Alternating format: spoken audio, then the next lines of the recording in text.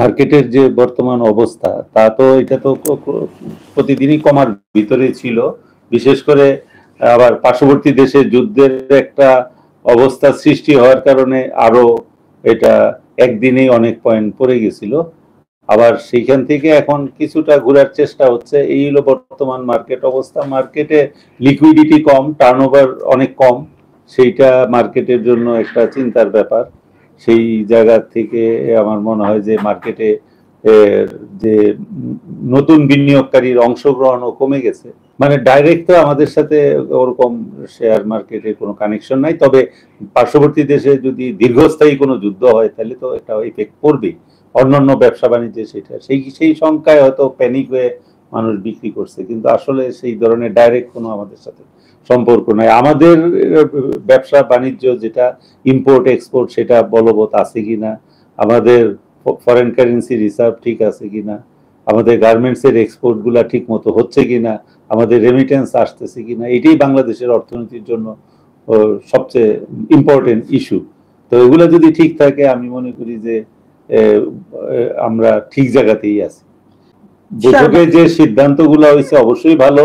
এখন সিদ্ধান্তগুলার বাস্তবায়নের জন্য মানে ছোট ছোট অনেকগুলা ইস্যু আছে, সেইগুলাতে ফোকাস করতে হবে।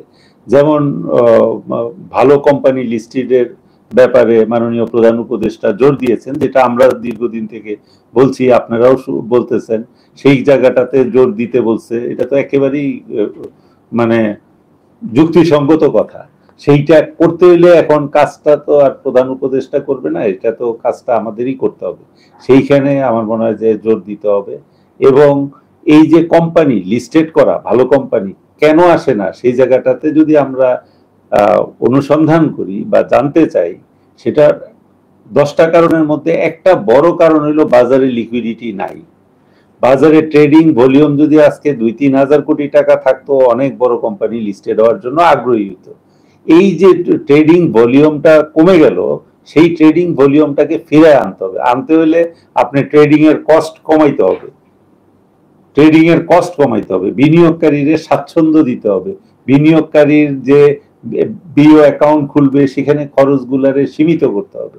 এই সমস্ত জায়গায় কাজ করলে প্রধান উপদেষ্টা যে 5টা সিদ্ধান্ত দিছে মানে মোটা দাগে, কিন্তু এটার ভিতরে অনেক ছোট ছোট ইস্যু আছে, সেটা এসিসি ডিএসসি মিলেই সমাধান করতে হবে।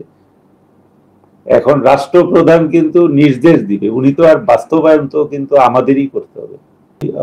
আমার যেটা মনে হয় যে বাংলাদেশের অর্থনীতি যেই অবস্থানে আছে, আমাদের শেয়ার মার্কেট অনেক পিছনে আছে তার থেকে। আমরা যখন আগে অর্থনীতি যা ছিল তার চেয়ে কিন্তু মার্কেট অনেক অগ্রসর ছিল। এখন কিন্তু আমরা জিডিপির অনুপাতে প্রায় 7-8-এ চলে আসছি।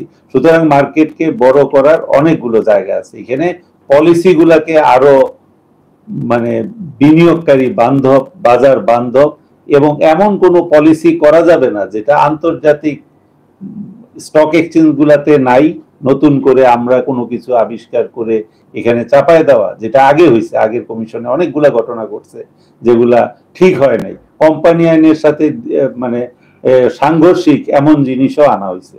সুতরাং যেগুলা আনা হয়েছে আমি আশা করি সিকিউরিটি অ্যান্ড এক্সচেঞ্জ কমিশন যত তাড়াতাড়ি সম্ভব সেই জঞ্জালগুলা দূর করে, অনেক দেরি হয়ে যাচ্ছে। সেই যেগুলা কোম্পানি আইনের সাথে সাংঘর্ষিক, যেগুলা মানে নিয়মের সাথে যায় না, অন্য দেশের নিয়মের সাথে যায় না, সেই জিনিসগুলা যদি চাপান আর আশা করেন মার্কেট বড় হবে, তাহলে কিন্তু এটা হবে না।